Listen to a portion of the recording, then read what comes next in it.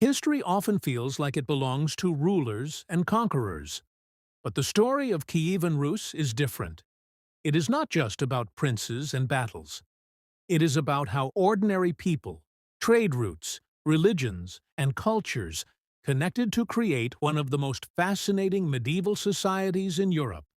Today, we will explore the rise and fall of Kyivan Rus, not as legend, but as history that continues to shape modern Ukraine, Belarus, and Russia. The birth of a civilization.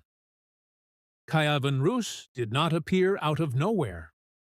It was not founded in one year, nor by one man. Instead, it was the result of centuries of change. From the 6th to 9th centuries, Slavic tribes lived along the rivers of Eastern Europe.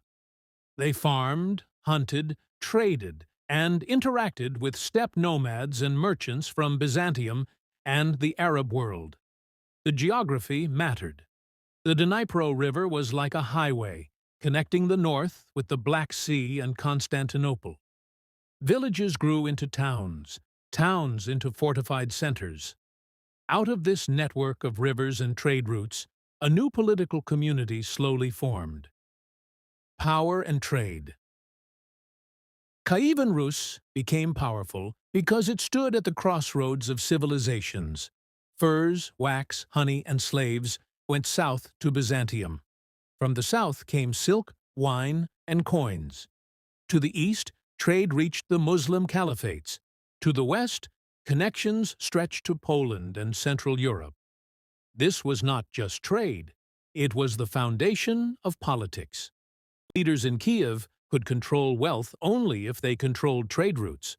That is why wars were fought not simply for land, but for access to rivers and markets. But equally important were ideas. With every caravan, every ship, came not only goods, but also religions, technologies, and art styles. Kiev was not an isolated fortress. It was a cosmopolitan hub, Christianization, and cultural transformation. In 988, Kiev adopted Christianity from Byzantium. This was not simply a matter of faith, it was a political and cultural revolution. By embracing Christianity, Kiev joined the family of European states. Churches replaced wooden shrines. Literacy spread through the church schools. Art, architecture, and law began to reflect Byzantine influence. The new religion also reshaped identity. Pagan rituals did not disappear overnight. They blended with Christian traditions, creating a unique religious culture. Festivals, songs, and customs carried echoes of both worlds. Kiev's churches were not only houses of worship, they were statements of power and prestige. The golden domes of Kiev announced, "We belong to Europe." Society and everyday life. When we speak about empires, we often forget about ordinary people. But it is they who carried the empire on their shoulders. The majority of the population of Kyivan Rus were peasants, working the land. Their lives were hard, shaped by the rhythm of seasons, taxes, and obligations to local rulers. Yet there was more to society. Craftsmen produced jewelry, weapons, and pottery. Merchants traveled long distances. Women played an active role in both family and economy. Archaeology reveals richly decorated clothes, combs, and even board games. Kiev was a city of contrasts. Wooden huts stood near stone cathedrals, local markets next to foreign merchants' quarters. It was a medieval metropolis, the golden age of culture. By the 11th century, Kyivan Rus had become one of the largest states in Europe. But its true strength lay not just in armies, but in culture. Scholars created chronicles and translated texts. Laws were codified, limiting blood feuds and creating rules of justice. Monasteries became centers of learning. Architecture flourished. Cathedrals with golden domes, decorated with mosaics and frescoes, astonished visitors. Music and oral poetry preserved memory and identity. This was a time when Kyiv could stand as an equal to other great European capitals. It was not a perfect society. Inequality was enormous. Slavery existed. But for its time, Kyivan Rus was a remarkable center of civilization. Fragmentation and internal conflicts. Great states rarely collapse from outside. They break from within. After the 11th century, Kyivan Rus began to fragment. Local rulers wanted independence. Kyiv remained prestigious, but power shifted to regional centers: Novgorod, Chernihiv, Halich, Vladimir. Instead of unity, the princes often fought each other. Civil wars drained resources. Trade declined. The once strong state became a patchwork of competing territories.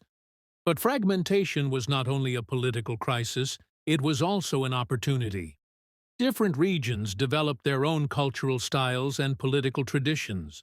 What we later call Ukraine, Belarus, and Russia had their roots in this diversity.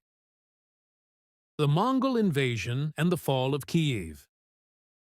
In the 13th century, a new force appeared on the horizon: the Mongols. Their armies moved with terrifying speed. In 1240, Kyiv was besieged and destroyed.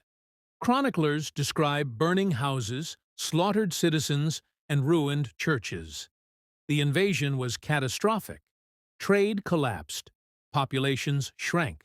Many cities never recovered.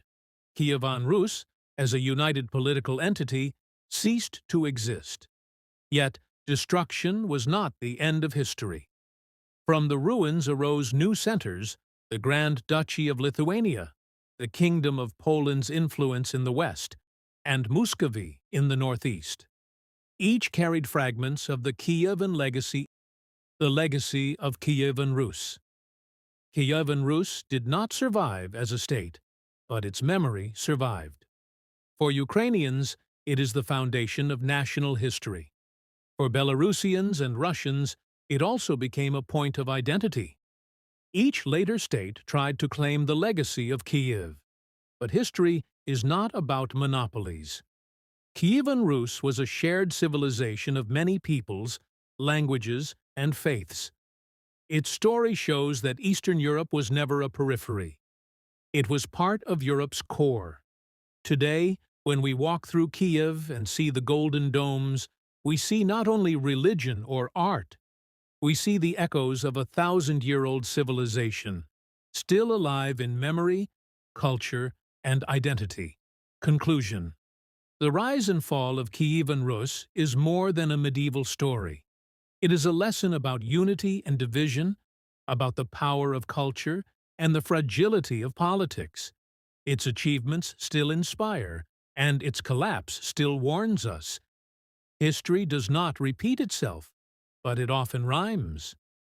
The story of Kyivan Rus reminds us that even in decline, a civilization can leave a legacy greater than its walls, battles, or rulers. It can leave a vision of identity, culture, and belonging that lasts for centuries.